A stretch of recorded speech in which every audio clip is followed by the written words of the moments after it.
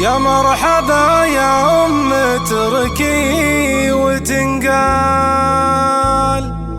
من نظم شاعر عالي مستوى نجوم الفن على استوديوهات يا مرحبا يا بنت ذربين الأفعال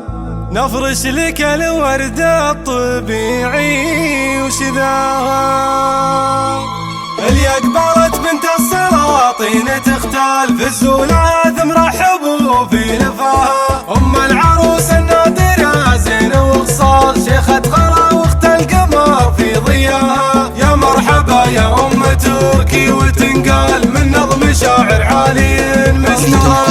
يا مرحبا يا بنت ذربين الأفعال نفرش لك الورد الطبيعي وشذاها يا أم تركي شوفتك تشرح البال يلي وصوفك فارقة عن سواها زينك طبيعي والحلا ما له امثال تراثمين ساحرة في حلاها وانت الكريمة اللي لك الطيب من الطيب والاخلاق ووصفك حواها وانت اميرة وبنت شيخان ورجال بنت الاميرة الطيبة في عطاها مبروك يا شروق بالشعر تنقال فرحتك هالليلة من الحق مداها يا اجمل عروسة زاهية بكل الاخصال عسى السعادة فال قلبك عساها شروق القمر انت شيخات الرجال شيخة وبنت شيوخ لا يعلبها كأنك غزال البيبة زين تختال عن العذارى فارق مستواها مرة أصيلة للحلا مضرب امثال يا بخت قلب عين من هو اخذها وابوك عبد الله وهو نعم رجال عز السند وراعى الفخر والجميلة وامك اميرة بالمكارم كثيرة تستاهل ابيات المدح الكثيرة واخوانك حزامك مطالق وابطال واختك ما